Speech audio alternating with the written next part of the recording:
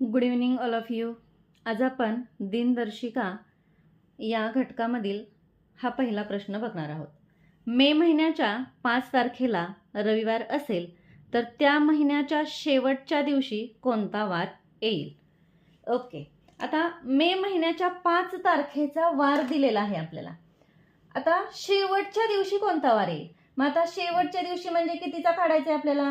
31 मेचा वार काढायचा आहे. ओके, कारण मे महिन्यामध्ये 31 दिवस येतात. मग 31 मेचा आपल्याला वार काढायचा आहे. मग एक सोपी ट्रिक आहे, सर्वांनी लक्ष द्या. काय ट्रिक आहे? तर 1 तारखेचा जो वार आहे तो 29 तारखेला येतो.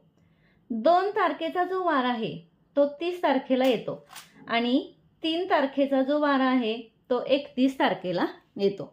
याच्यावरून आपल्याला लगेच उत्तराकडे पोहोचता येईल.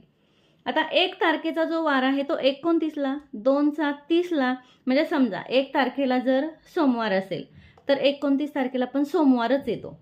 ओके, 2 तारखेला जर मंगळवार असेल तर 30 तारखेला पण मंगळवारच येतो. या पद्धतीनं मग आपल्याला 5 तारखेला रविवार आहे तर महिन्याच्या शेवटच्या दिवशी कोणता वार येईल? म्हणजे 31 तारखेचा वार काढायचे. मग 31 तारखेचा वार काढण्यासाठी आपल्याला 3 तारखेच्या वारापर्यंत पोहोचलं तर आपल्याला 31 तारखेचा वार मिळणार आहे. मग आपल्याला 5 तारखेचा वार माहिती आहे. 5 तारखेचा वार कोणता दिलेला आहे आपल्याला प्रश्नामध्ये? रविवार दिलेला आहे. मग याच्यावरून आपल्याला 3 तारखेपर्यंत पोहोचता येऊ शकतं. 4 तारखेला येणार मग शनिवार.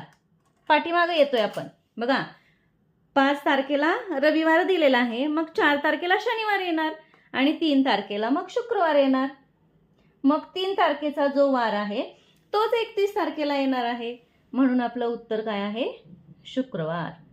ओके, अशाच नवनवीन ट्रिक्स अभ्यासण्यासाठी स्वाती भोसले या यूट्यूब चॅनलला सबस्क्राईब करा, व्हिडिओला लाईक करा आणि व्हिडिओ गरजू विद्यार्थ्यांपर्यंत शेअर करा.